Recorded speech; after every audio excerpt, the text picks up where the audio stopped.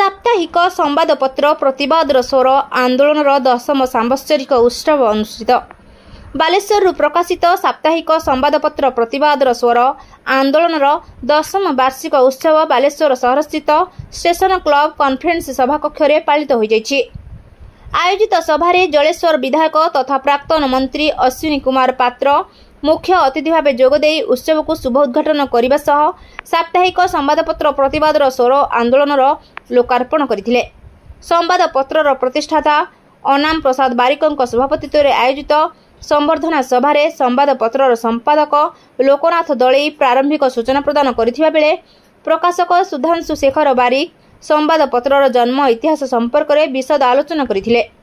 मुख्य वक्ता भावे ओडिशा खबरर संपादक अमीय कुमार मोहंती सत्यनिष्ठ संवाद प्रकाश उपरे विशद आलोचना करथिले। अन्यतम सम्मानित अतिथि भावे भद्रक बालेश्वर केन्द्र समवाय बैंक सभापति गणेश प्रसाद महापात्र बालेश्वर रे एभली एक संवादपत्र आवश्यकता थिला बोली प्रकाश करथिले। मुख्य अतिथि श्री पात्र फकीर मोहन को माटी ए माटी रे निर्भीकतार सह सठिक संवाद आत्मप्रकाश कले संवादपत्र कालजयी हेबो बोली कहिथिले। सोर विधायक माधवचंद्र धड़ा एवं बस्ता विधायिका सुबासिनी जेना सभाकक्ष में विलंबरे पहुंची संवादपत्रर एभली एक मनोज्ञ परिवेश रे आयोजित सांबत्सरिक उत्सवर उच्च प्रशंसा करथिले। उक्त सभारे विभिन्न क्षेत्र में उल्लेखनीय अवदान पाई व्यक्ति मानकु अतिथि मानक द्वारा संबर्धित करा जायतिला।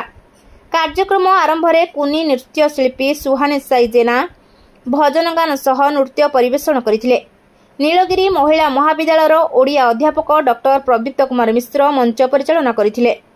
शेषरे वरिष्ठ सांबादिक तथा यूजेए राज्य कार्यकारिणी सदस्य निरंजन प्रसाद बारिक धन्यवाद अर्पण करथिले।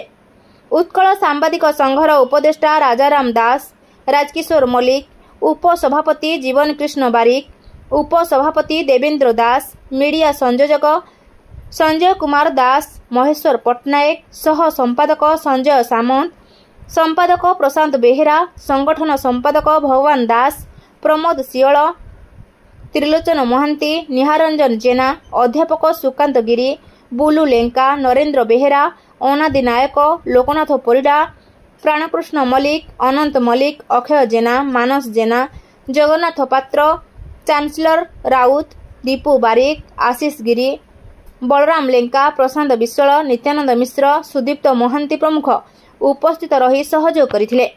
बालेश्वर शांतनु कुमार बेहेरा रिपोर्ट रूपथालिया न्यूज।